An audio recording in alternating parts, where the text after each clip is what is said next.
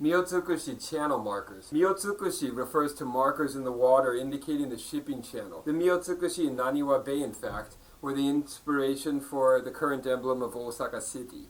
Under the ocean surface are countless coral rocks that are invisible to the naked eye from above the water. In the depths of the sea, meanwhile, there are also powerful undulations. These underwater elements make marine navigation difficult, much more than you might expect. I once inspected a nautical chart and was astonished to see the complexity of all the concavities and convexities and tidal current changes lurking down below. This may seem like an odd association, but I once wondered how those markers at airports could control the landings and takeoffs of so many airplanes on the runway strip, especially given the vast size of most airports. Then I noticed a white line drawn on the ground for runway use. These white lines are essentially what we would call Miotsukushi,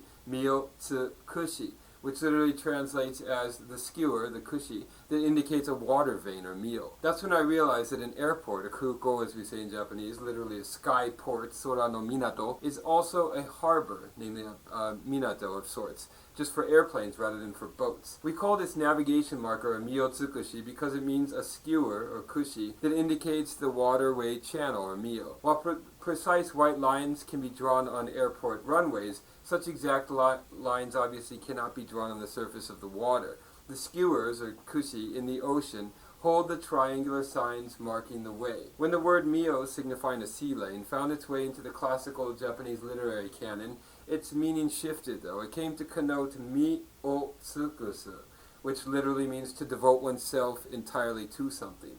Eventually, the new mio meaning replaced the old mio meaning altogether. This play on mi-o-tsukusu and Miotsukushi even appears in the famed classical anthology called the Ogura Hyakunin Isshu, or the 100 Poems by 100 Poets. The term appears in two poems, numbers 20 and 88, with the meaning of to burn with love, koi ni mi o kogasu. The first of these two poems, number 20, is the following passionate waka or tanka composed by Prince Motoyoshi. Wabi nureba, ima hata onaji nani wa naru. Mi o tsukushite mo awamu to zo omou. Like a channel buoy bobbing off Naniwa Bay, my name is tossed about, but still I will come to you, though it be death to proceed. The poem describes the time Prince Motoyoshi had an illicit love affair with Hoshi Kaisi, the wife of Emperor Uda. Punning on the phrase, channel buoys in Naniwa Bay, Naniwa no Miotsukushi, it expresses Motoyoshi's heart of burning love, his koi ni mi o kogasa. When you imagine Prince Motoyoshi's heart burning up with passion, you might envision that other world, one separate from that of this normal nature, sea and sky, the vast uncharted space that has no roads or markers to guide us through, namely the world of burning passions.